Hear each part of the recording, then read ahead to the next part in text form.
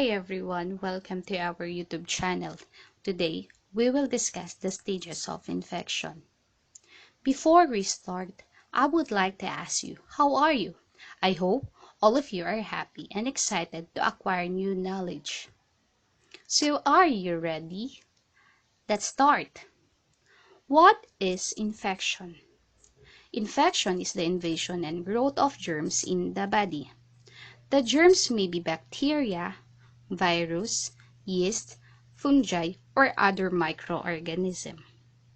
Infection can begin anywhere in the body and may spread through all it. An infection can cause fever and other health problems depending on where it occurs in the body. Infection is the invasion and growth of germs in the body. The germs may be bacteria, viruses, yeast, fungi, or other microorganisms.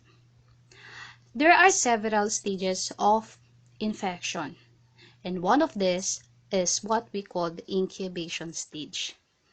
When a person is sick, the first stage of infection is what we call incubation. It is the period starting from the entry of pathogen until the appearance of the first sign.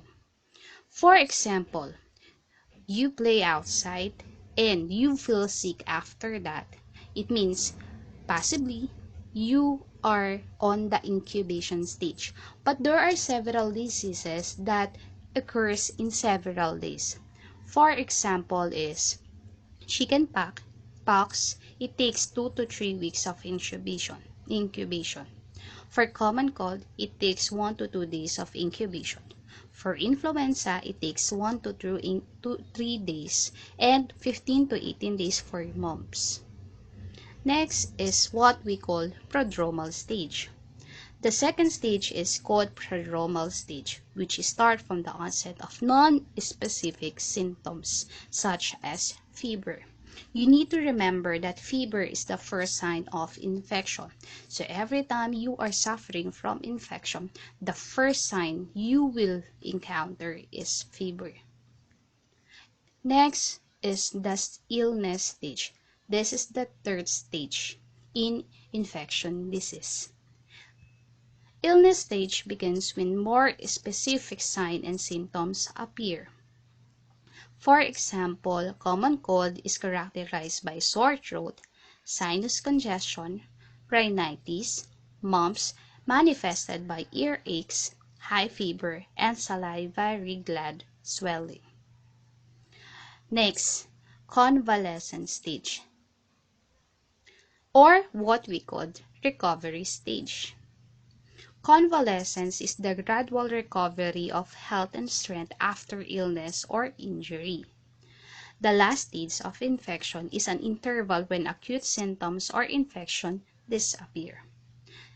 The length of recovery depends on the severity of infection and the sick person's general state of health. If you are healthy, you can recover easy. Recovery may take days to months, depending on the disease. For example, if you have rashes from chickenpox, it will occur days and months. What should I do if I have an infection? When a sick person acquires an infection, he or she must observe signs and symptoms of infection and take appropriate action to prevent the spread, like staying away from the people and take the doctor's advice seriously. So, do you have any question? Let's summarize the discussion. Are you ready? I hope all of you are ready. So let's start. The course of infection by stages. First is the incubation stage. Second, the prodromal stage. The third one is the illness stage. And the lastly is the convalescence stage or recovery stage. I hope you enjoy our today's discussion. If you like this video, please subscribe, click the notification bell, and share this to others. Thank you for